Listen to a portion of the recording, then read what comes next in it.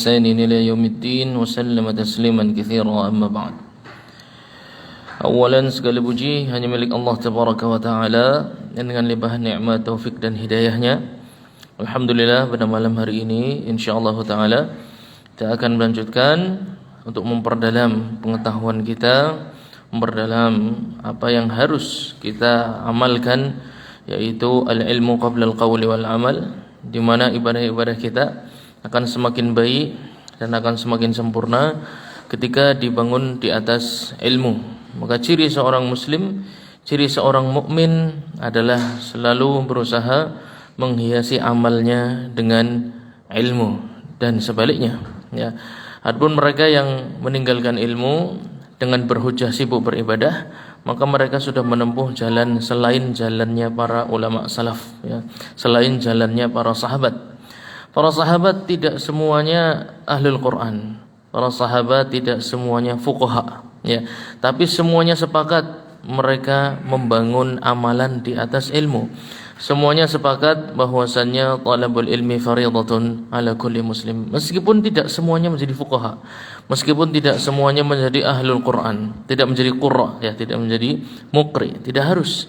Akan tapi talabul ilmi wajib, ya. Maka ciri generasi-generasi yang terbaik, mereka tidak pernah berhenti dari belajar. Mereka tidak pernah berhenti dari terus meningkatkan apa yang harus difahami dari ayat-ayat Quran dan hadis-hadis Nabi Muhammad sallallahu alaihi wasallam. Semoga salawat dan salam selalu tercurahkan untuk baginda Nabi Muhammad sallallahu alaihi wasallam, kepada seluruh keluarganya dan kepada seluruh sahabatnya dan yang mengikuti mereka di atas sunnah hingga hari akhir nanti. Baik jamaah sekalian dirahmati Allah Subhanahu wa taala. Di pertemuan yang lalu kita sudah membahas mengenai masalah tarkul mubasyarah. Apakah 7 anggota sujud, ya, 7 anggota tubuh yang harus menempel ketika sujud? Apakah harus menempel kulitnya langsung? Ya, apakah harus menempel kulitnya langsung dengan masjidnya atau masjidnya, dengan musallanya, dengan tempat salatnya, tempat sujudnya? Apakah boleh terhalang kain, ya, semisal pakaian atau peci, ya, atau imamah dan lain sebagainya. Kemarin kita sudah sampaikan, ya, secara sederhana, jumhurul fuqaha, ya, kebanyakan para ahli fikih dari golongan sahabat tabi'in, tabi'ut tabi'in dan murid-murid mereka generasi salaful ummah berpendapat bahwasannya, ya, al-jabhah, ya, al-jabhah yaitu dahi dan hidung, ya. Tapi di sini kita fokus pada dahi, Apabila tertutup dengan kain ketika sujud, baik itu imamahnya, baik itu pecinya, ya, hukum salatnya sah atau tidak? Jumhur fuqaha, hukum salatnya sah atau tidak? Sah. 1-2 tok sih jawab. Kemungkinan kalau ujian maka juaranya cuma 1 atau 2. Yang lain juara bertahan, Cuma bisa bertahan aja. Enggak bisa jawab, semua pintar bertahan. Jumhur fuqaha sah, ya, bahwasannya ketika antum sujud dan terhalang dahinya dengan peci seluruhnya, ya, atau dengan ikat kepala, ya, misalnya salat menggunakan ikat kepala, enggak ada masalah, ya, atau menggunakan imamah, ya. Kalau sujud di atas itu maka salatnya sah. Adapun yang mengatakan tidak sah adalah Al-Imam Syafi'i, ya, rahimahullahu taala. Beliau berpendapat bahwasannya dahi kulitnya harus menempel, harus terjadi yang namanya mubasyarah, langsung menempel antara dahi dan tempat sujud, seperti itu. Kesimpulannya antum sudah kita ringkas, ya, di pertemuan yang lalu. Al-Imam Ahmad tentu mengakomodir kedua belah pihak, ya, kedua dalil, baik dalil-dalil yang menunjukkan sahnya sujud di atas peci atau dahi yang tertutup oleh peci atau imamah, dan dalil-dalil yang beliau sallallahu alaihi wasallam melarang untuk ada penghalang antara dahi dan tempat sujud. Imam Ahmad mengambil jalan di tengah. Ya. Sebaiknya, ya, adapun fatwanya Imam Ahmad sebaiknya apa? Sebaiknya dahi itu menempel di tempat sujud meskipun tidak seluruhnya. Jadi Nggak harus dahinya dilobangin segini biasanya. Biasanya habis dari Haramain. Nih, lihat ya, ada peci-peci, ada mihrabnya ya. Jadi pecinya membentuk mihrab di sini. Nggak harus ya. Imam Ahmad mengatakan antum nempel dahi sebagian ketutup peci sudah cukup ya. Buktinya apa? Buktinya kalaupun antum dibuka pecinya, itu antum dahinya semua nempel apa cuma sebagian saja? Kan sebagian toh, nggak mungkin dibolak-balik ya. Kepalanya digoreng di tempat sujud kan. Jadi buktinya, memang buktinya begitu. Ketika sujud orang hanya sebagian dahi saja yang menempel. Maka ketika sebagian tertutup kain, sebagiannya kena, itu sudah cukup ya. Juga ketika di tangan pun sama. Ya, misalnya antum melihat ada orang sujud cuma pakai ini ya, apa namanya? Kayak gini sujudnya. Ini nggak nempel, cuma kayak gini saja. Ya. Ini juga antum baca ibarahnya mu'alif ya. Ibarahnya mu'alif. Di masalah mubasyarah. Wa yukrahu tarku mubasyaratiha bila udhrin wa yujzi'u ba'du kulli udhwin. Dan cukup dikatakan 7 anggota itu menempel ketika sebagiannya saja menempel, tidak harus seluruhnya. Ini bicara cukup itu bukan berarti boleh ya, tetap saja sebaiknya menempel. Tapi kalau ada uzur maka tidak mengapa. Misalnya tangannya luka ya, tangannya terluka, maka hanya bisa sebagian saja, misalnya ini nggak ada masalah ya. Atau yang terluka tengahnya, sujudnya cuma pakai ujung-ujung jari saja ya, maka itu nggak ada masalah. Nanti juga sampai ya, misalnya sujudnya kualik ya, pas sujud tangannya bukan begini tapi diwalik kayak gini ya. Kaki juga ya, bukan bersandar pada jari-jari tapi kakinya lurus kayak gini. Jadi yang nempel adalah punggung kaki ketika sujud ya. Itu boleh apa enggak? Gimana, boleh apa enggak? Dibaca tulisannya kan jelas ya.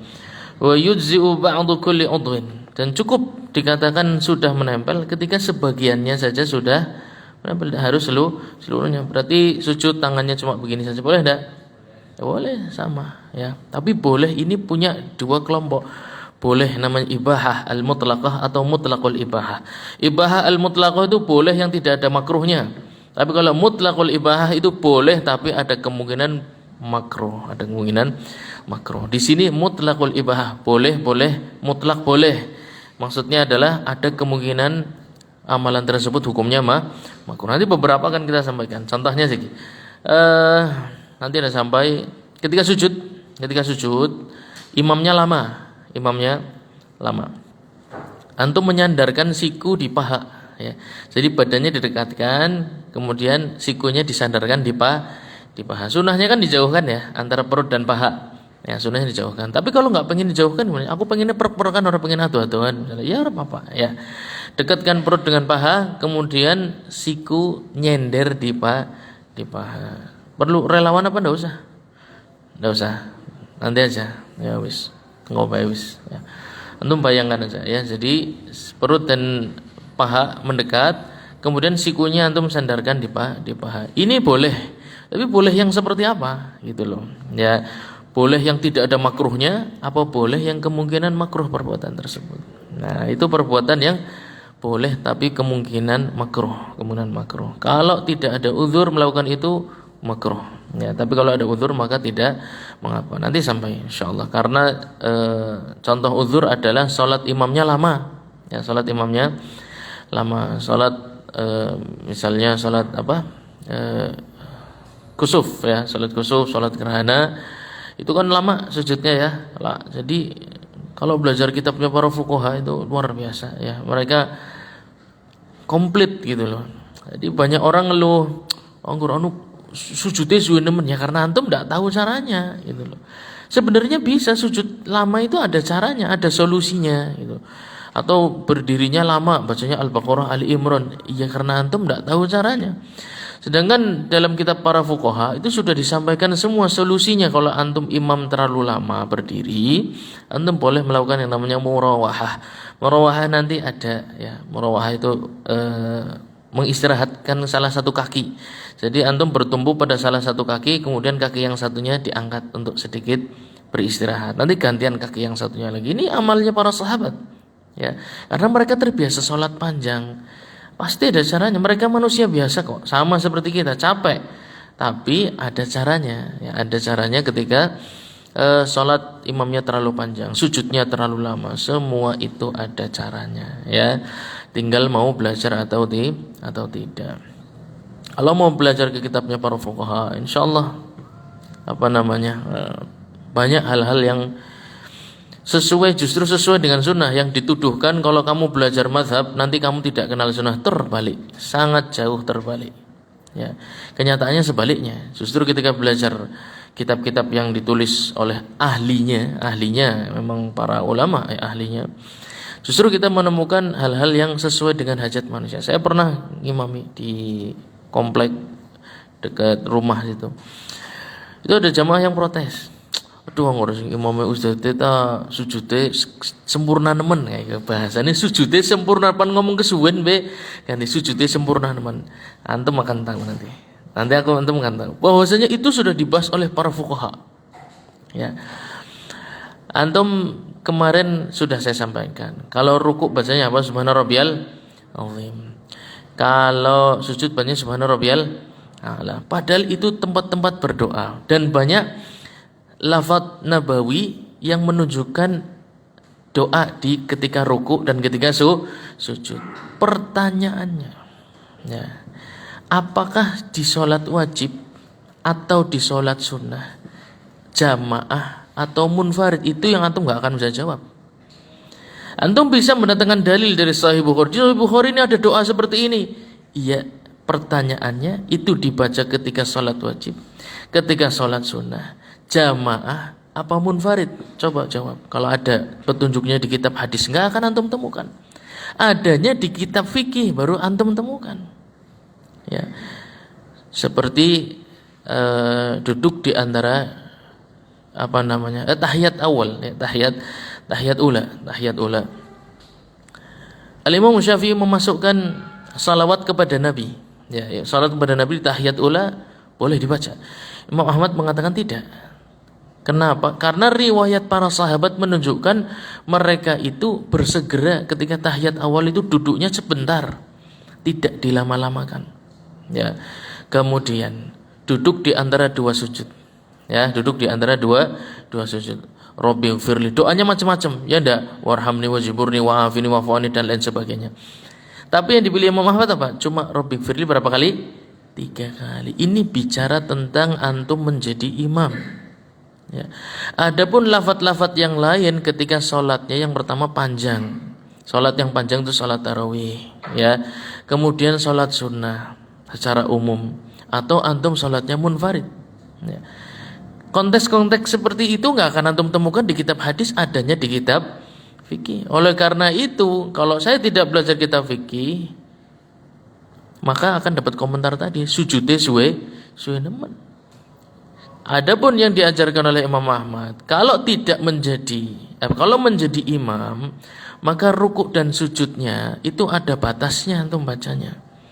Karena apa? Muraat, ya, menjaga kondisi makmum, tidak semuanya nom gagah gemundang gantengnya orang-orang kayak antum kabeh, ya. Ada yang sepuh, ada yang wetenge mules, ya enggak? Ana sing ninggalna bocah nang omah, ada yang keluarganya kelaparan. Oleh karena itu, jangan sembarangan membawa sebuah riwayat. Ini riwayatnya ada Sahih Bukhari, ini ada riwayatnya Sahih Muslim, ini doanya ada selain yang antum ajarkan. Kalau pegang mazhab berarti antum enggak tahu doa ini, bukan. Imam Ahmad sudah tahu sebelum antum lahir. Ya, doa-doa itu sudah tahu semua. Cuman kenapa disampaikan yang ringkas? Supaya antum belajar jadi imam yang penuh dengan hikmah sebagaimana para sahabat. Ya. Tadi kan sudah disampaikan. Bukan tadi, di pertemuan-pertemuan yang lalu. Ketika sujud, beberapa sahabat menghitung berapa lama Nabi sujud. Ketika dihitung ternyata kira-kira ada 10 tasbihat maksimal, tidak pernah lebih. Coba, maksimal 10 tasbihat. Subhana rabbiyal a'la, subhana rabbiyal a'la. Pertanyaan kedua, antum tahu bahwasanya lafaz doa ketika Nabi sujud itu banyak. Ya muqallibal qulub, ya ndak? Tsabbit qalbi ala dinik wa ta'atik.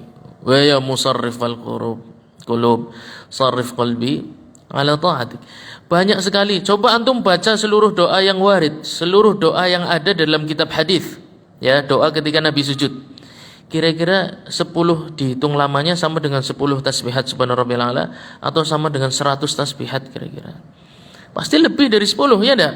Menandakan berarti Nabi bacanya kapan gitu loh. Doa-doa yang muqallibal qulub dan lain sebagainya itu di seluruh salat atau tidak gitu. Apakah di salat yang beliau jadi imam? Apakah di salat yang beliau salatnya sendiri tapi didengar oleh sahabat? Nah, itu yang antum tidak bisa dapat penjelasannya. Di kitab hadis tidak akan ditemukan. Adanya di kitab fikih. Maka orang yang mengajarkan hukum Islam, kemudian mengajarkan tentang syariat Islam, kalau sujud baca ini, baca ini, baca ini, dia sudah belajar fikih belum? Kalau belum, lebih baik jangan mengajarkan apapun. Karena bisa jadi antum ajarkan itu ditinggalkan oleh para sahabat. Karena apa? Konteksnya tidak di sholat berjamaah, konteksnya ketika sholatnya sendiri. Konteksnya sholat berjamaah, tapi di sholat yang sunnah. Siapa yang tahu? Para sahabat. Berarti antum harus kembali ke riwayatnya para sahabat. Riwayatnya para sahabat ada di mana? Anda pernah sebutkan beberapa kitab yang antum menjadi rujukan, rujukan riwayatnya perbuatan dan perkataan para sahabat. Contohnya kitab apa? Musannaf Abdul Razak, ya. Kemudian ada Musannaf Ibnu Abi Syaibah dan banyak sekali. Ya. Jadi kalau baru bisa baca Sahih Bukhari, baru bisa baca Sahih Muslim, Anda belum jadi faqih sama sekali belum. Sama sekali, hatta hafal belum. Oh fulan hafal Sahih Bukhari kemudian bisa berfatwa, tidak boleh. Sebaliknya, kalau antum hafal matan fikih dalam salah satu mazhab, antum boleh berfatwa. Tapi harus mengatakan bahwa saya mengikuti fatwanya Imam Ahmad atau saya mengikuti fatwanya Imam Syafi'i. Adapun antum sendiri, hatta antum hafal kutubus sittah, antum hafalkan, antum tetap tidak boleh berfatwa. Mengapa? Karena antum tidak tahu cara berdalil. Sedangkan kitab ini sudah selesai dirumuskan, formula cara berdalilnya sudah selesai semua. Ini sudah kesimpulan dari dalil. Kalau antum baru belajar mengenal dalil, ini kesimpulan dari berdalil, sudah selesai semua. Itu bedanya. Makanya zaman dahulu para ulama sibuk menghafalkan matan fikih yang sekarang mulai ditinggalkan. Adapun di Masjid Nabawi insyaallah masih banyak ya masyayikh yang menggalakkan para tulabnya untuk menghafal matan-matan fikih. Antum justru boleh berfatwa ketika hafal matan fikih. Karena hukumnya sudah pernah dirumuskan oleh ahlinya di zaman ulama salaf. Kalau antum cuma modal dalil, belum tentu dalil itu bisa digunakan. Bisa jadi dalilnya apa? Umum, khususnya antum tidak tahu. Bisa jadi dalilnya mutlak, muqayyadnya antum tidak tahu. Bisa jadi dalilnya mansukh, nasikhnya antum tidak tahu. Nah, itu dia muskilahnya. Maka jangan melakukan sesuatu yang baru. Sebenarnya talabul ilmi itu perjalanan udah ribuan tahun, 1000 tahun lebih tentang belajar fikih, belajar hadis, belajar Quran. Ini usianya 1000 tahun lebih. Jadi tidak usah mencoba model baru gitu loh. Ikuti apa yang sudah pernah dilakukan oleh para ulama ya. Bagaimana Ibnu Qudamah menjadi Ibnu Qudamah, bagaimana Syekh Mansur Al-Buhuti menjadi Buhuti, bagaimana Imam Syafi'i menjadi Imam Syafi'i. Tiru aja jalannya sama, enggak usah bikin hal-hal yang baru ya. Tiru jalannya mereka, insyaallah antum sampai. Kalau antum coba mencari jalan yang baru, kemungkinan melencengnya justru banyak, kemungkinan tersesatnya justru banyak. Syekh Amir Bahjat pernah mengomentari tentang masalah itu. Orang belajar fikih pakainya kitab hadis ya. Belajar fikih pakainya kitab hadis. Waktu kajian, ayo kita sekarang sampai ke hadis nomor sekian. Perintah Nabi SAW untuk membunuh seluruh anjing di kota Madinah. Karena waktu sudah habis, kita tutup majelis kita ya. Mari kita pulang. Besoknya pada tanya, kamu udah bunuh anjing berapa? Saya 5. Kamu berapa? Saya 10. Baik, kita masuk ke pelajaran berikutnya. Bab berikutnya larangan membunuh anjing. Antum belajar hadis 1 belum tentu tahu konteksnya di masalah apa, taksisnya di mana, umumnya yang apa, khususnya yang apa, nasikhnya bagaimana. Itu dia masalah yang nggak akan antum dapatkan di kitab hadis, adanya di kitab fikih. Ya. Cuman kitab fikih bahasanya mumet, rata-rata orang malas untuk mempelajarinya. Nggak banyak yang mau, nggak banyak yang betah. Ya. Tapi mau nggak mau harus dipelajari. Ini jalannya para ulama. Mereka menjadi para ulama mempelajari kitab fikih. Mau tidak mau. Bahkan Syekhul Islam Ibnu Taimiyah memuji muridnya yang namanya Al-Imam Ibnu Muflih. Al-Imam Ibnu Muflih rahimahullahu taala bahwasanya wa ya Ibnu Muflih ma anta Ibnu Muflih walakin anta muflih. Kamu tuh bukan anaknya Muflih, kamu tuh muflih beneran. Muflih itu artinya apa? Orang yang beruntung. Kamu bukan anaknya orang yang beruntung, tapi kamu tuh benar-benar orang yang beruntung. Mengapa? Kamu itu a'lam bimadhhabi Ahmad ibn Hanbal daripada saya. Ya. Beliau memuji muridnya yang lebih faqih tentang fatwanya Imam Ahmad dibanding beliau. Ini Syekhul Islam Ibnu Taimiyah, ya, yang punya tafsir Quran. Beliau punya banyak penjelasan ahkam, syarah Umdatul Ahkam, ya. Syarah Umdatul Syarah Umdatul Fiqh kalau tidak salah, Syarah Umdatul Fiqh. Beliau punya syarah fikih, beliau punya tafsir Al-Quran, dan beliau memuji muridnya yang lebih alim dibandingkan beliau tentang fatwa-fatwa Imam Ahmad. Zaman sekarang ada sama semua, manusia sama, Muhammad, Syafi'i, Malik, Hanafi sama, pada pembangan sega. Ya, mereka bisa berbuat salah, semua orang bisa berbuat salah, tidak bisa. Mereka menemui zaman yang tidak antum temui. Itu loh. Betul sama-sama manusia, betul sama-sama makan nasi, khususnya nasi apa? Nasi kebuli mungkin sama juga, ya. Akan tetapi yang berbeda zaman, nggak mungkin sama, terima nggak terima. Hatta antum S3-nya 4 kali pun nggak akan bisa nyaingi zamannya Imam Ahmad, Syafi'i, Malik, Abu Hanifah. Nggak akan. Mereka bertemu periwayat hadis. Kalau antum bertemunya dengan periwayat kisah-kisah penuh dengan kedustaan, ya, kan? Mereka bertemunya periwayat hadis, ya. Mereka bertemu dengan afadil al-ummah, orang-orang yang sangat utama dalam sejarah Islam. Taib. Wallahi kandimu. Wa in ja'ala, tadi ya antum baca perkataan muallif, wa yujzi'u ba'du kulli udwin, kalau sujud menggunakan sebagian, ya, sebagian dari anggota yang 7 tadi, tidak seluruhnya nempel, cuma sebagian-sebagiannya saja. Tangan, jari netok, ya, kaki cuma ujung jempol saja, misalnya kaki, ya, yang nempel cuma ujung jempolnya saja, kira-kira boleh, sah tidak salatnya? Sah, ya, tidak ada masalah. Wa in ja'ala dhuhuru kaffaihi aw qadamayhi 'ala al-ardi aw sajada 'ala atrafi asabi'i yadayhi fa dhahir al-khabar annahu yujzi dzakarahu fi syarh. Nah, ini sudah kita sampaikan tadi. Kalau ternyata dibalik sujud tangannya tidak begini, tapi begini, ya. Sujud tangannya begini karena sakit mungkin dan lain sebagainya, enggak ada masalah, sah salatnya. Kaki pun sama, bukan bersandar pada jari-jari, tapi dibalik bersandarnya pada punggung, ya, pakainya punggung kaki, sah. Jangan dimarahin, ya, kalau antum ketemu, ya. Salatnya sah insyaallah. Salat sah berarti Allah mengizinkan dia salat. Jadi kalau Allah saja menerima, apalagi antum, ya. Jangan gampang marah-marah, ya. Wa man ajaza bil jabhati lam yalzamhu bi ghairiha. Nah, sebentar.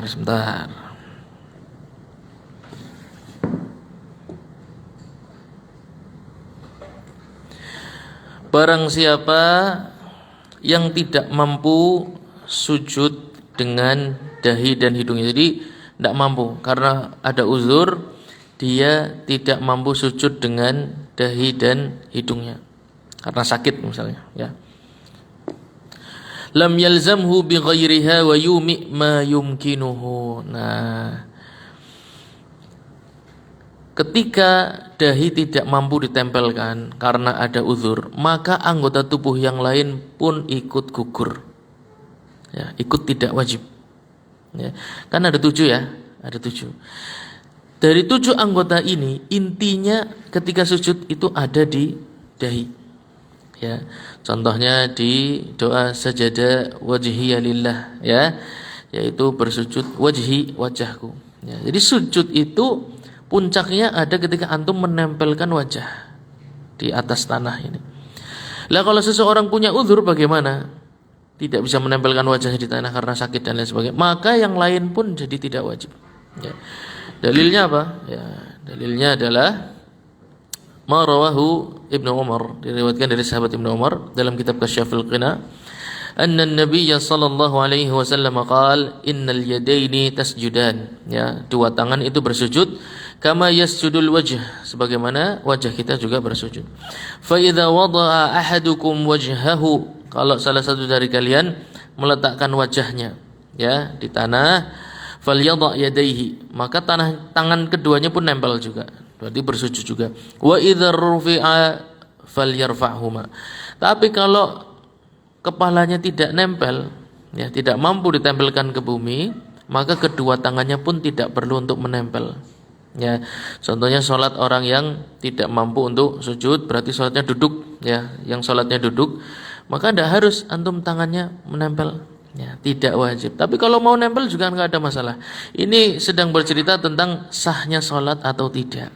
Ya, kalau antum mampu nempel tangannya ketika sholat duduk, nggak ada masalah, ya, sah-sah saja. Tapi kalau tidak menempel pun tetap sholatnya sah. Lutut pun sama, tidak harus, ya. Nanti ada salatnya orang yang ahlil a'dzar, salat orang yang memiliki uzur. Ketika duduk, ya, ketika duduk, salatnya orang yang duduk itu bukan duduk dari awal sudah iftiras, ya. Salat orang duduk dari awal tidak iftiras, dari awal duduknya murabba. Murabba itu sila, ya. Kakinya dilipat, ya. Kayak pimen sih, jukung sila pimen sih. Ya kayak gitulah, kayak gitu. Ya, duduk biasa. Itu salatnya. Itu kan lutut tidak nempel, ya enggak? Ya, ketika ini tidak mampu ditempelkan, maka tangan gugur, lutut gugur, ya. Kedua kaki pun gugur. Jadi tidak wajib. Kalau salatnya begitu sudah cukup. Nah, sekarang bagaimana membedakan antara rukuk dan sujud? Wa yumi'u ma yumkinuhu, dan memberikan isyarat semampunya. Yang jelas sujud harus lebih rendah dibandingkan rukuk. Antum atur sendiri, ya, antara rukuk dan sujud harus lebih rendah sujud. Rukuknya turun sedikit, sujudnya lebih turun lagi, semampunya, tidak harus pol. Kalau bisa pol berarti bisa naik, bisa sujud. Orang perlu dikasih uzur, ya. Ini cerita orang yang memiliki uzur, jelas, ya. Baik.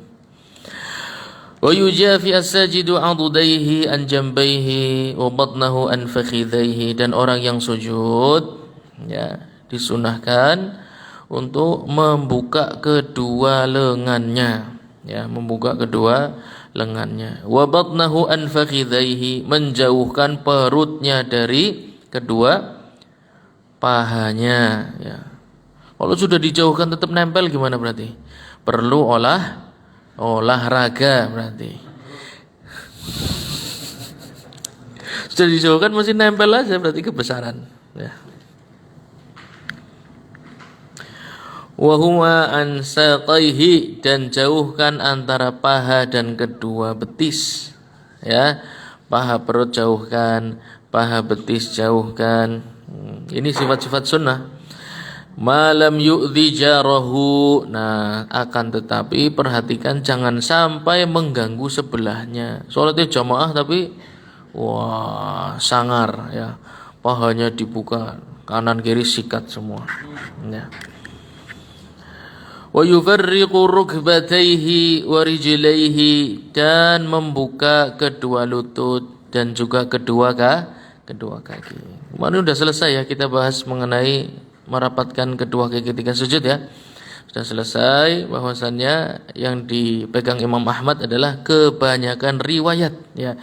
Kebanyakan riwayat menunjukkan bahwasannya beliau sallallahu alaihi wasallam ketika sujud membuka kedua kakinya, lutut keduanya dibuka dan kakinya pun dibuka. Adapun riwayat merapatkan kedua kaki ketika sujud, jalannya sangat sedikit sekali, dan ujungnya adalah hadisnya Ummul Mukminin Aisyah radhiyallahu anha. Nanti hal yang mirip, hal yang mirip sama, ya. Hal yang sama mirip sama. Angel, ya. Masalah jalsatul istirahah sama kasusnya, ya. Hadisnya sahih, akan tetapi kebanyakan beliau sallallahu alaihi wasallam ketika bangun dari sujud itu langsung berdiri dan tidak melakukan jalsatul istirahat. Kemarin kita sudah sampaikan bahwasannya adapun perbuatan beliau sallallahu alaihi wasallam ketika di rumahnya disaksikan oleh istrinya, ibu kita Ummul Mukminin Aisyah radhiyallahu anha yang merapatkan kedua kaki ketika sujud, itu kondisi khusus ya, itu kondisi khusus. Adapun kondisi umum tidak ada maksud apa. Kondisi khusus macam-macam ya. Karena beliau salat di rumah ya, kemungkinan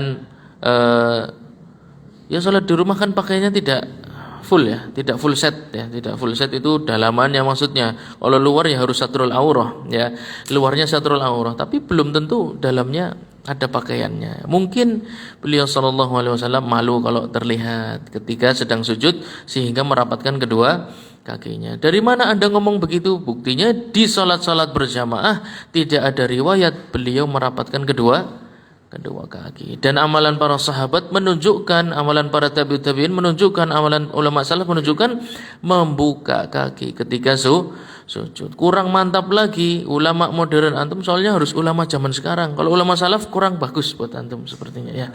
Harus ulama zaman sekarang, kalau bisa lokal ya, lokal pride ya.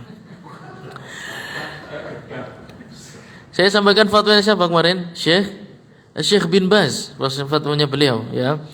Syekh bin Baz rahimahullahu taala, zahirus sunnah, yang zahir dari sunnahnya Nabi Muhammad sallallahu alaihi wasallam adalah membuka kaki ketika sujud. Jadi aja ngomong jari ustaz gitu tuh jari aku ya. Saya tidak punya kemampuan untuk berijtihad ya. Saya Quran hafalannya juga kebolak-balik ya. Apalagi hadis juga paling berapa hadis. Yang layak berijtihad Imam Ahmad, Imam Syafi'i, Abu Hanifah, Imam Malik, mereka layak berijtihad. Syekh bin Baz, beliau hafal kutubus sittah, kutubus tis'ah. Beliau layak untuk berijtihad pun dalam masalah ini mengikuti fatwanya Imam Ahmad.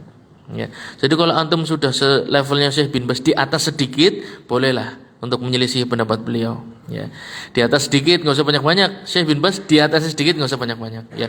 Kalau Syekh bin Baz tis'ah antum asyarah lah paling enggak 10. Beliau hafal 9 kitab hadis, antum 9,5 enggak apa-apa, udah boleh. Ya. Tapi kalau 1 kitab hadis saja ya, jangankan hafal, mangkat pengajiannya beora. Piben pan apal wis. Ya. Iya. Banter-banter nge-share flyer ya. Ya, ini Anda hanya menyampaikan aja. Jadi itu bukan pendapat saya ya, itu pendapatnya para ulama salaf. Dan di zaman ulama modern, ulama zaman sekarang ada Syekh bin Baz dan banyak ulama yang lain. Dan beliau tidak menafikan hadisnya sahih, hadisnya Ummul Mukminin Aisyah sahih. Hadis beliau sallallahu alaihi wasallam merapatkan kedua kaki ketika sujud sahih, diamalkan. Tapi kapan gitu loh ya? Kapan diamalkannya? Beliau mengamalkannya di rumah yang pertama, tidak di depan para sahabat. Berarti ada keperluan ya. Pakaian seseorang ketika di rumah dan di luar tentu berbeda ya. Dan dimungkinkan ketika seseorang di rumah pakaian dalamnya tidak lengkap, sehingga ketika sujud dan tidak menutup kedua kakinya ada perasaan malu. Karena apalagi beliau sallallahu alaihi wasallam mungkin salat para malaikat ngerubung ya kan, para malaikat mendatangi beliau ingin melihat salat bersama beliau. Jadi beliau menutup kedua kakinya ketika sujud. Banyak para ulama mencoba mencari penjelasan tentang masalah ini.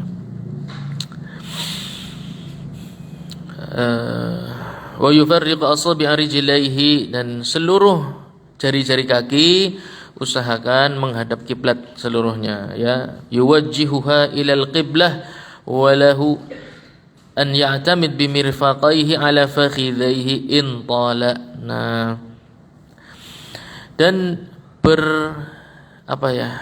bersandar pada jari-jari kaki ya. Jari-jari kaki itu jangan cuma nempel tapi ditekan ya, ditekan supaya seluruhnya menghadap kiblat, Dan boleh baginya untuk ya'tamid bimirfaqaihi ala fakhidhaihi. Lah ini tadi yang Anda sampaikan, boleh menyandarkan siku pada kedua paha. Padahal tadi suruhnya menjauhkan perut dari paha. Ya enggak? Kalau sikunya nyandar di paha berarti perutnya dekat enggak? Dekat. Ini adalah boleh yang bersyarat intala kalau salatnya panjang. panjang. Kalau sujudnya panjang, Masya Allah, tabarakallah. Sing liyane sinau ki belanja malah.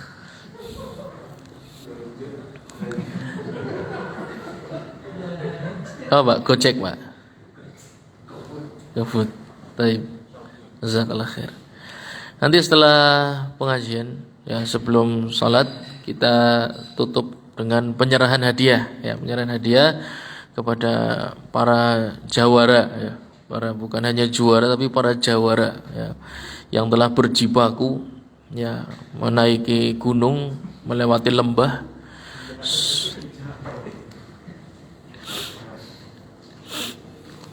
Baik, sebentar.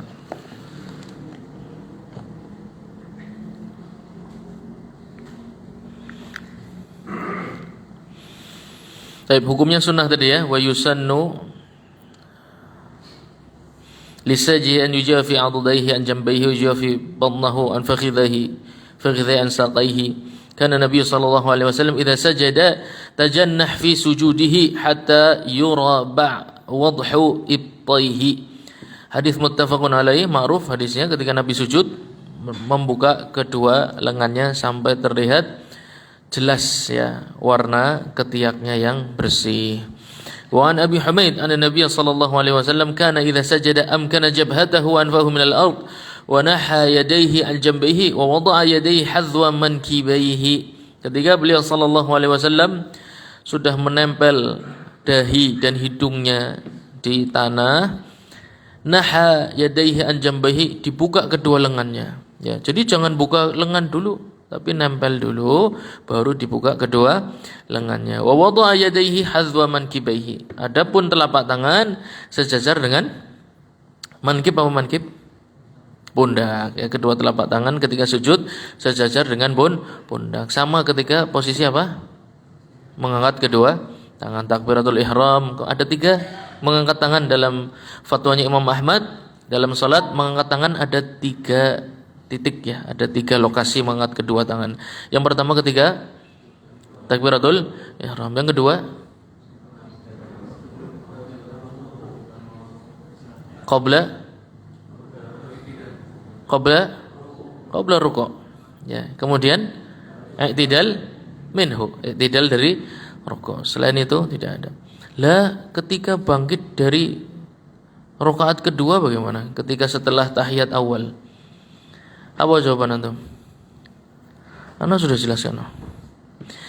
Imam Ahmad tidak melihat mengangkat tangan, ya, ketika bangkit dari rakaat yang kedua. Tapi beliau mensahihkan hadisnya. Hadisnya sahih, betul. Nabi SAW mengangkat tangan ketika bangkit dari rakaat yang kedua. Tapi apa? Ada tapinya. Hadisnya beliau tidak menolak. Faman rafa' faqad asab, ya. Barang saya mengangkat kedua tangannya ketika bangkit dari rakaat yang kedua, berarti setelah tahiyat awal, ya. Setelah tahiyat awal, faqad asab, dia sudah benar, ya. Amma ana fala arfa. Kalaupun saya mengikuti pendapat para sahabat yang tidak mengangkat kedua tangan, ya. Karena itu kebanyakan riwayat sifat salat Nabi Muhammad SAW, beliau tidak mengangkat tangan ketika bangkit dari rakaat yang kedua. Jadi antum jangan jawab ini ada hadis. Iya, ada hadisnya, saya tahu. Imam Ahmad juga tahu kok. Hadisnya Imam Ahmad tahu, betul ada, dan beliau mensahihkan hadisnya, betul hadisnya sahih. Masalahnya diamalkan apa mboten niku lho, Mas. Ya. Kalau jenengan cuma modal ini ada hadisnya, itu tidak begitu caranya. Diamalkan apa mboten? Bagaimana cara Anda mencari ilmu bahwasanya itu yang diamalkan oleh para sahabat? Bisa tidak carinya? Tidak bisa. Yang bisa beliau, karena beliau dekat dengan zaman para ulama salaf. Dan prakteknya di zaman salaf kita sudah sampaikan bahwasanya kebanyakan dari para ulama salaf tidak mengangkat tangan di rakaat yang ketiga. Jadi jangan dikomentari, wah ini nggak tahu sunnah, belum ngaji, bukan ikhwan dan lain sebagainya. Ya, sholatnya sejen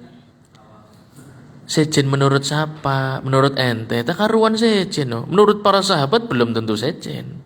Ya enggak. Ahlus sunnah wal jamaah, apa definisi jamaah sih menurut antum? Ahlussunnah wal Jamaah, apa definisi jamaah di sana? Ibn ngaji tauhid wis puluhan tahun loh ya antum ya. Ini istilah ini istilah yang dasar sekali loh, istilah Ahlussunnah wal Jamaah loh. Antum sering ngumbar kemana-mana loh.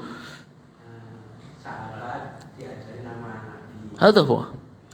Terus Nabi mengajak sahabat mengajarkan ke tabi'in. Sahih. Lalu ke tabi'in. Hadza huwa. Al jama'atu ma'as sahabah wa in kunta wahidan. Jamaah itu antum mengikuti amalannya para sahabat meskipun antum sendirian. Jadi bukan berarti Ahlussunnah wal Jamaah kowe tung brung sing rame sing ndi ora. Angger pengajian rame berarti bener ora juga. Angger pengajian sepi berarti salah ora juga. Ya. Al jamaah itu justru mengikuti para sahabat. Imam Ahmad cuma sesederhana itu kok. Pengen mengikuti riwayatnya para sahabat. Kebanyakan riwayatnya menunjukkan beliau tidak mengangkat tangan sallallahu alaihi wasallam ketika bangkit dari rakaat yang kedua. Kalau antum mengamalkan, Imam Ahmad tidak melarang, boleh. Adapun saya memilih riwayat yang lebih banyak. Saya memilih riwayat amalan kebanyakan para sahabat. Saya memilih amalan kebanyakan para tabi'in. Saya memilih amalan kebanyakan para tabi'in. Kalau antum punya sumber yang lain silahkan. Selama sahih dari Nabi sallallahu alaihi wasallam, amalkan, tidak ada masalah. Ya. Adapun Ahlussunnah wal Jamaah itu prinsip untuk Imam Ahmad. Ya. Oleh karena itu, kalau antum baca kitab tauhid, kitab tauhid bukan judul kitab, maksudnya kitab-kitab yang membahas tentang tauhid. Kalau dikatakan Ahlussunnah wal Jamaah, itu pasti peringkat 1. Hanabilah, itu antum baca. Hampir di semua kitab pasti menyebutkan begitu. Ya. Ciri pengikut Ahlussunnah wal Jamaah biasanya fikihnya itu Hambali, biasanya. Saya tidak mendiskreditkan fikih yang lain ya. Bukan berarti Abu Hanifah Syiah ya, ora juga. Ya. Tapi biasanya yang akidahnya sunnah Ahlussunnah wal Jamaah itu biasanya Hanabilah, sederhana. Kalau penjelasannya kan panjang. Syarat-syarat Ahlussunnah wal Jamaah harus A, B, C kan panjang, ya kan? Orang awam kan pengennya sederhana, ya kan? Antum kesimpulannya basic ngendi? Hanabilah wis rampung. Ya.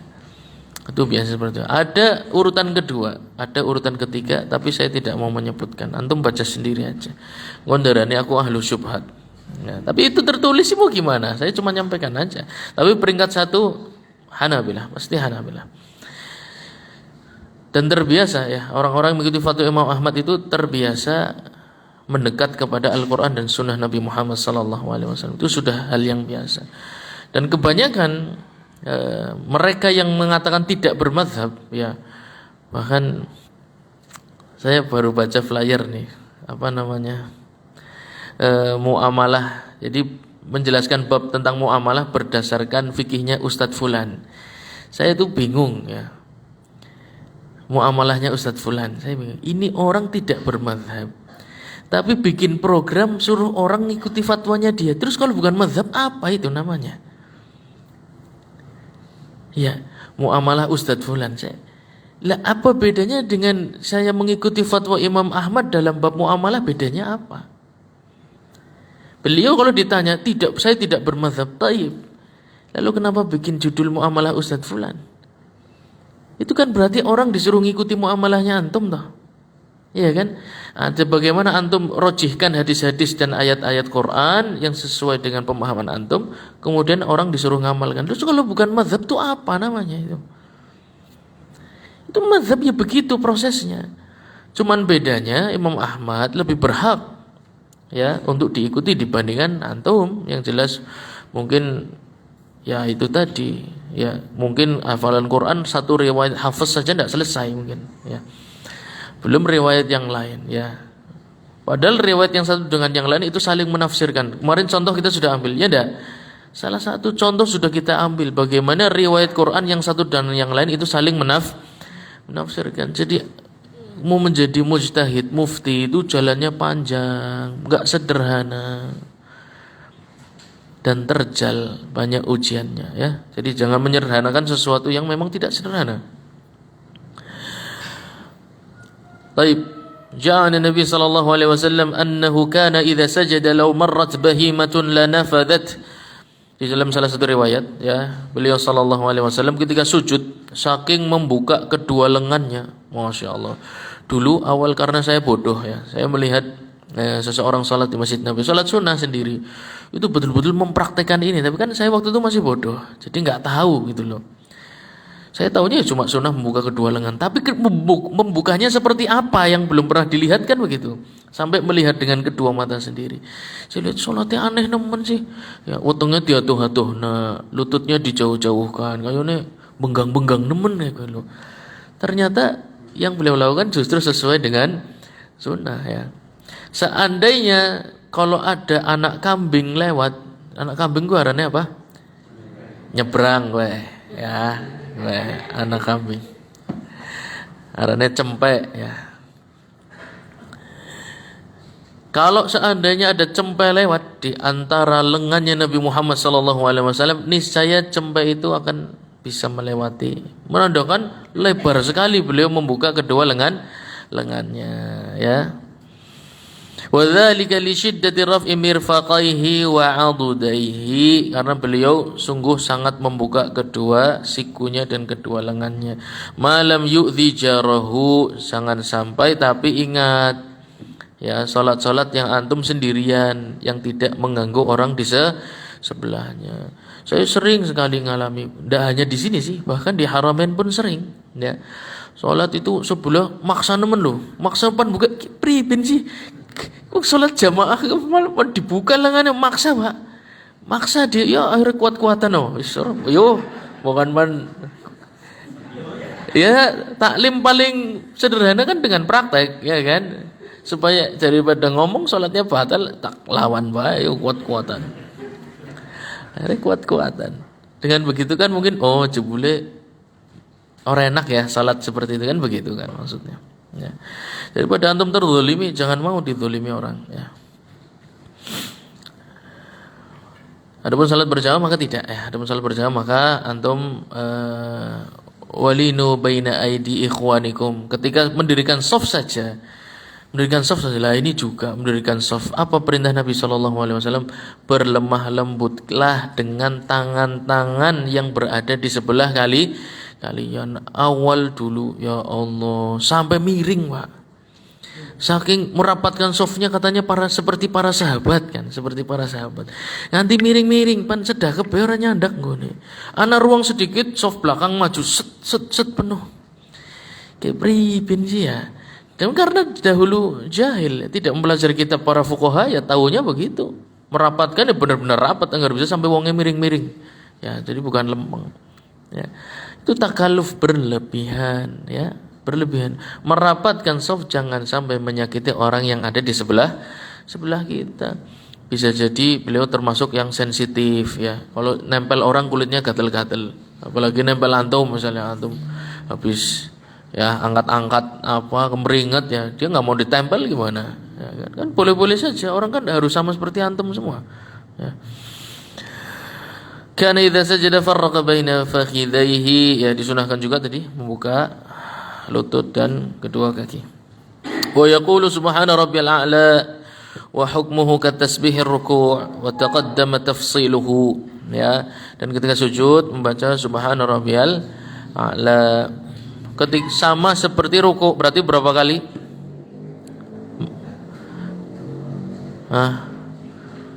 Tiga itu adalah sunnah paling minimal ya. Beda kalau duduk di antara dua sujud ya.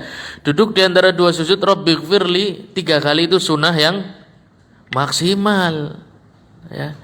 Aja kesuwen melas sindang buri ya, kasihan yang di belakang, padahal itu tempat berdoa ya. Buktinya tempat berdoa apa? Ada riwayat Rabbighfirli warhamni wajburni warfani dan lain sebagainya. Itu menunjukkan duduk di antara dua sujud itu tempat berdoa. Yang kok anggar sampean salate dewekan. Mana pandonga pole dengan subuh ya ora apa-apa.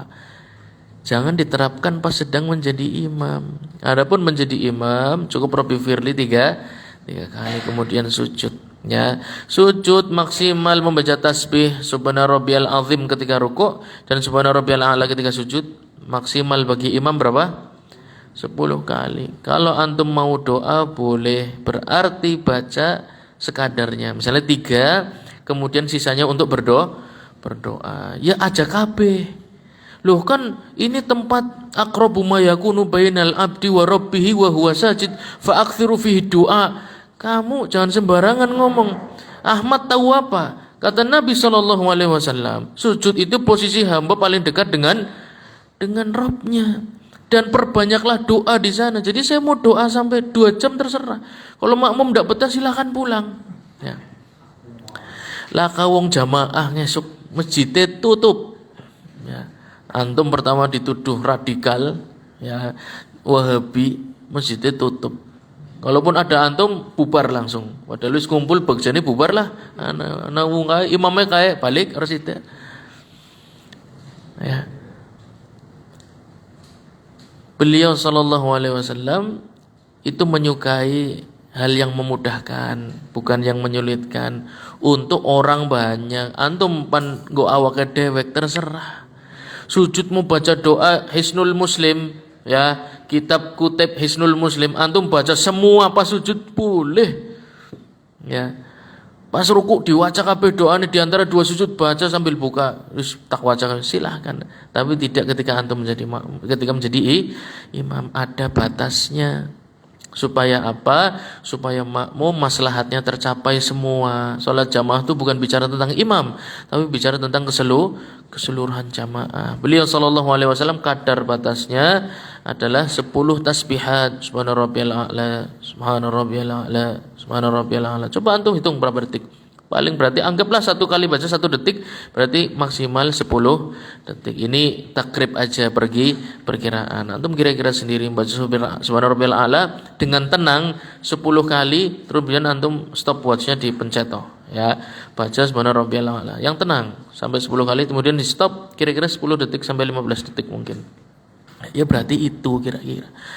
Sampai 1 menit, 2 menit ya itu buat antum sendiri enggak ada masalah, ya.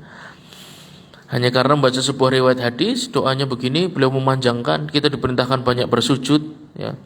Apalagi membawa hadis dari sahabat yang meminta masuk surga, ya.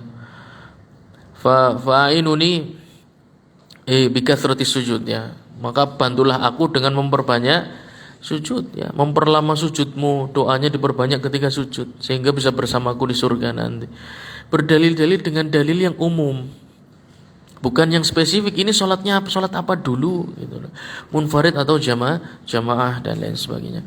Wala ba'sa bi tatwili sujud li udhrin, tapi boleh sujudnya lama. Kapan? Kalau ada uzur. Ada uzur apa buktinya? Suatu hari beliau sallallahu alaihi wasallam kharaja wa huwa hamilun hasanan aw husainan fi ihda salatay al-isya فوضعه ثم كبر فصلى فسجد بين ظهري صلاته سجدة أطالها فلما قضى صلى الله عليه وسلم الصلاة قال الناس يا رسول الله إنك سجدت بين ظهري صلاتك سجدة أطلتها حتى ظننا أنه قد حدث أمر وأنه يوحى إليك قال كل ذلك لم يكن ولكن ابني ارتحلني فكرهت أن أعجله حتى أقضي حاجته رواه أحمد والنسائي ولفظ للإمام النسائي. Kalau ada uzur tidak ada masalah, antum sujudnya lama, ya. Salah satu kejadiannya beliau sallallahu alaihi wasallam pernah salat, kalau enggak salat maghrib, salat isya. Itu salat membawa Hasan atau Husain. Ini periwayatnya lupa antara Hasan atau Husain, salah satu cucunya, ya. Kemudian ketika sujud, ya, cucunya menaiki punggungnya Nabi Muhammad sallallahu alaihi wasallam. Kalau segera berdiri tentu akan jatuh. Nah, beliau lama nunggu. Nah, antum yang masih punya bocil-bocil, ya. Kalau pas ternyata anak naik ke punggung antum ketika salat, maka tidak apa-apa memperlama sujud sedikit. Tapi aja suwe-suwe nemen, ya. Kalau memang sudah terlalu lama maka bisa diangkat kemudian dipinggirkan. Tapi boleh, maksudnya kalau pengen ben dolanan dhisik pimen bocah ora apa-apa. Boleh, ya, karena beliau sallallahu alaihi wasallam pun melakukan hal itu, ya. Beliau ingin anak-anak ini tetap merasakan bermain meskipun melihat kakeknya sedang sholat. Jadi jangan sampai anak-anak kehilangan kebahagiaan ya, meskipun kita sedang beribadah. Ibadah itu jangan sampai lihat menegangkan, kemudian kudu semuanya harus tertib ya, tidak boleh guyunan secuil pun ora oleh ya. Ini untuk bocil. Kalau antum tahu ora boleh, antum wis tahu dadi bocil. Dulu antum boleh, sekarang sudah enggak boleh ya. Setelah antum sudah mukallaf sudah enggak boleh. Tapi untuk yang masih bocil-bocil boleh, yang masih anak-anak kecil enggak ada masalah. Mereka bercanda dengan bapaknya lagi sholat boleh. Ya, jangan jangan dikerasi. Ya. Harus bersikap lemah lembut. Tapi ketika sahabat mengingkari perbuatan Nabi, menunjukkan pada asalnya sujud itu biasanya lama atau tidak? Tidak. Buktinya sahabat mengingkari sujudnya Nabi SAW yang lama. Soalnya biasanya lama apa tidak? Tidak. Nah, dari situlah Imam Ahmad mengambil kesimpulan, diriwayatkan beliau memiliki fatwa, wa ana la yu'jibuni ad-du'a fi sujud war ruku' wa baina sajdataini. Aku tidak terlalu menyukai bagi yang sholatnya menjadi imam memperbanyak doa di sujud, di ruku' dan di antara dua sujud, duduk di antara dua sujud. Bukan berarti beliau enggak suka doa ya, beliau suka berdoa, tapi lihat kondisi makmum seperti itu. Sebaiknya pasang standar yang nyaman untuk semua orang ketika antum menjadi makmum. Insya Allah antum diterima oleh makmum dimanapun antum berada, kalau mengikuti petunjuk para ulama, insya Allah ya. Hanya karena punya beberapa riwayat sujud suwe nemen, rukuk suwe nemen, enggak ya. Ambil kadar yang wajar, yang nyaman untuk semua orang. Adapun antum sholat sendiri terserah ya. Tsumma yarfa'u ra'sahu mukabbira. Setelah selesai ya membaca zikir wirid ketika sujud, mengangkat kepalanya mukabbira sambil membaca takbiratul intiqal ya, bukan takbiratul ihram. Takbiratul ihram salat mana ya. Kalau bisa berakhirnya ketika sudah sampai ke rukun berikutnya ya, sujud kemudian duduk di antara dua sujud.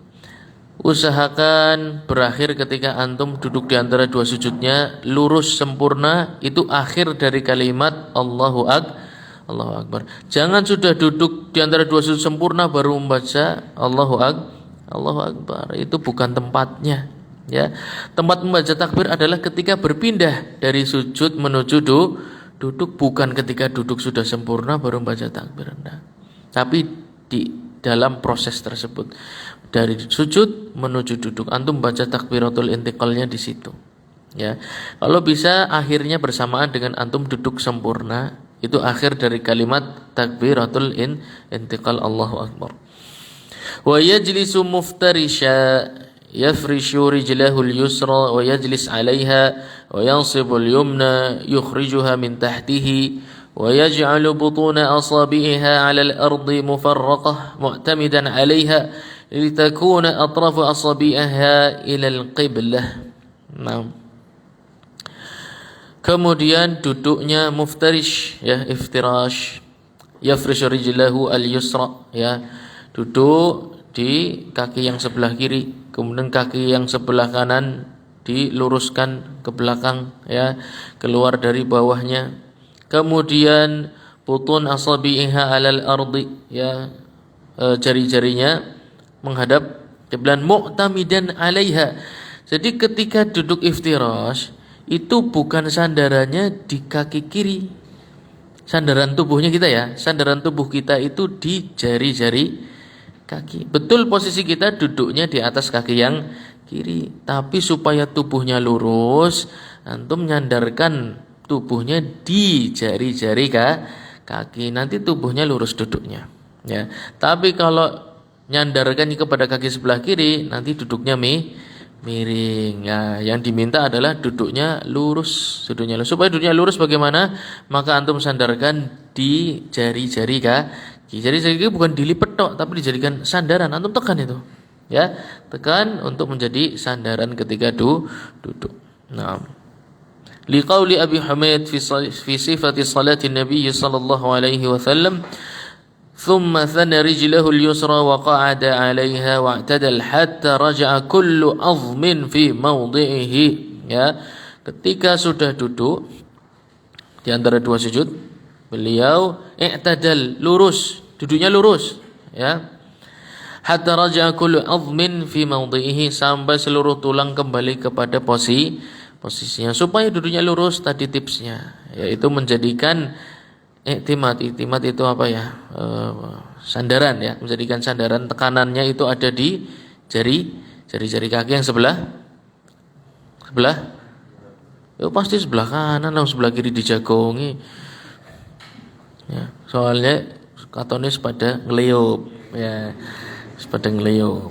Kalau sudah ngeliyup berarti saatnya pembagian hadiah ya. Kita cukupkan ya materinya pada malam hari ini. Insyaallah kita lanjutkan di pertemuan yang akan datang. Sebelum kita tutup acara, kita akan lihat siapakah jawaranya ya. Ini gimana Pak? Teknis penyerahan hadiah bagaimana Pak?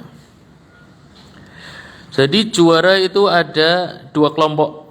Ya, yang pertama berdasarkan nilai, yang kedua berdasarkan kesungguhan, ya, dan keseriusan dan pengorbanan, istiqomahnya juga, ya.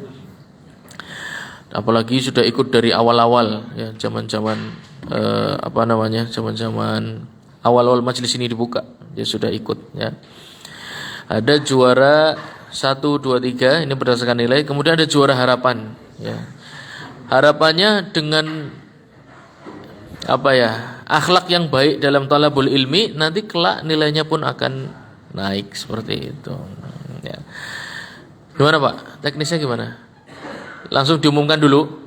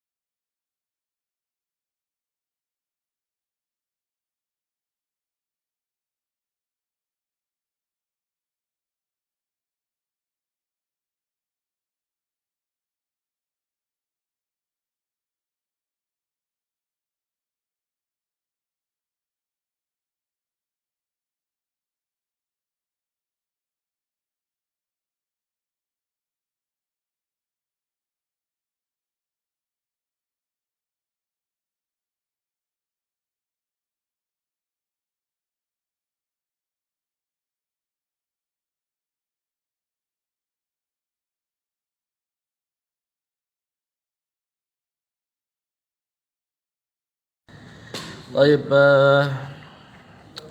yang belum ikut ujian, yang ingin ikut ujian besok diadakan jam 9 pagi di Ibrahim Center. Malam ini yang membutuhkan soal dan jawabannya ya. Jadi saya kalau ngasih materi itu bukan materi, soal dan jawaban. Jadi antum tidak ada hujah, aku ora mudeng, antum mudeng ora mudeng jawabannya kue. Ya, angger mudeng antum pakai bahasa sendiri, orang mudengnya dapalna bae. Ya, jadi kemungkinan antum harus bisa menjawab ya. Soal dan jawaban ada di Pak Harto ya. Yang berkenan ikut ujian besok jam 9 pagi, maka malam ini bisa ngambil materinya di Pak Harto untuk dipelajari. Besok jam 9 pagi ujian di gedung Ibrahim Center ya, insyaallah taala bagi yang berminat. Baik, kita cukupkan pengajian kita pada malam hari ini. Semoga sedikit yang bermanfaat untuk kita semua. Subhanakallahumma wabihamdika asyhadu an la ilaha illa anta astaghfiruka wa atubu ilaik. Wassalamualaikum warahmatullahi wabarakatuh.